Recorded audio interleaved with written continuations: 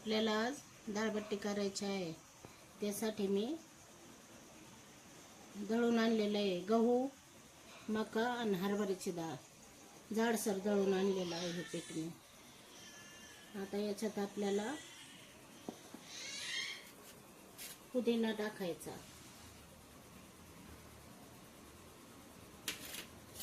याच्यात आपल्याला ओवा टाकायचा,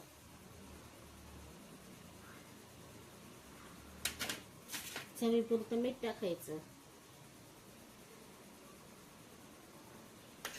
आणि याच्यात आपल्याला हळद टाकायची.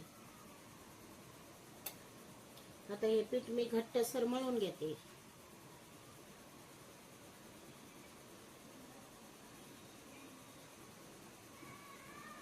थोडं थोडं पाणी टाकून आपण हे पीठ आता घट्ट मळून घेऊ.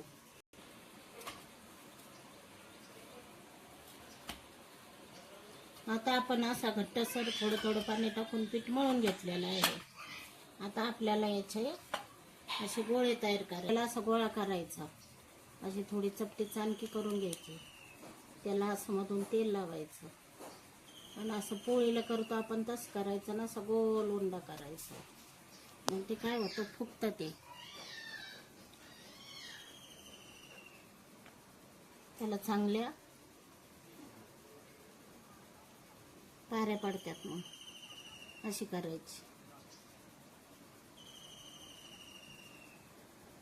त्याला थोडं तेलाच हात लावायचं मध्ये ना, असं पोळीला करतो तसं करायचं ना, असं गोल चाणकी करायची. आता आपण या सगळ्या करून घेतल्या.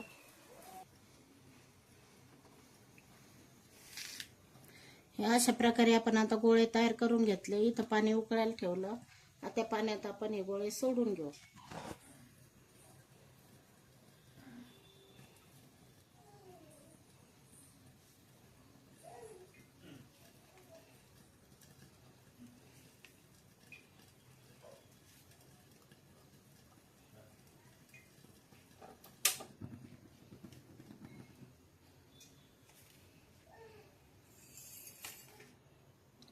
आता याला आपल्याला 10 मिनिटं शिजून घ्यायचं.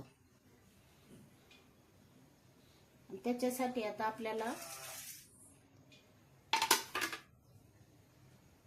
असं झाकून ठेवू. आपण त्याला 10 मिनिटं शिजून घेऊ. त्याच्यात आता 1 वाटी डाळ घेतली, शेवग्याच्या शेंगा, मुगाची डाळ घेतली. आता हे आपण शिजून घेतलं, हिंग, मीठ, हळद टाकून. आता आपण फोडणी करू. आता इथं आपण मोहरी टाकू. मोहरी तडतडली का जिरे टाकू. जिरे तडतडले का आपण मिरची टाकू. कढीपत्ता टाकू.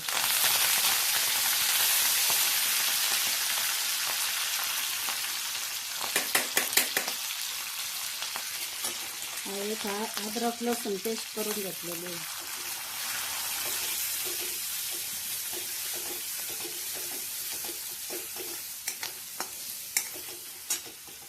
आता याच्यात थोडं हिंग, हळद टाकायचं.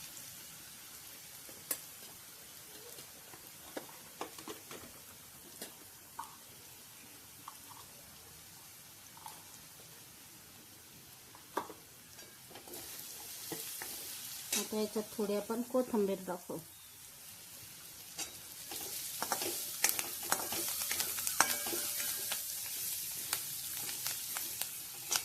त्याच्यात आपण गूळ टाकू.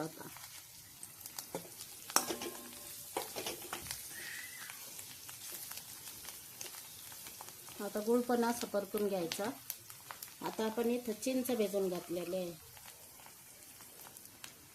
हे चिंच पाणी टाकायचं.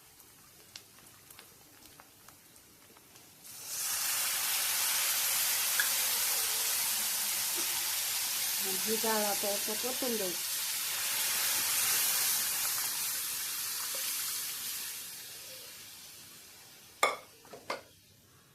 हे अशा प्रकारे आपलं सांबार तयार झालं.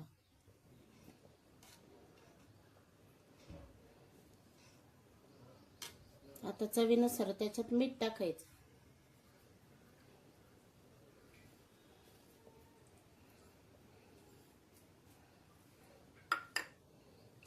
ही राहिलेली कोथिंबीर वरून टाकून द्यायची.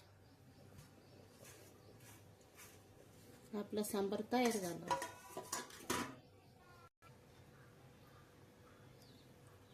हे बघा, आता अशा प्रकारे आपण हे बट्टे उकडून घेतलेले, छान उकडले. आता हे याच्यात चाकू पण जातो, पूर्ण उकडून झाले. हे अशा प्रकारे आपण बट्टे उकडून घेतलेले, आता छान उकडले. आता याला आपण काढून घेऊ, कट करू आणि तळून घेऊ. त्याला गोळे कापून घेतले, थंड करून घेतले. आता हे असे आपण तळून घेऊ. खरपूस लाल रंगावर तळून घ्यायचे.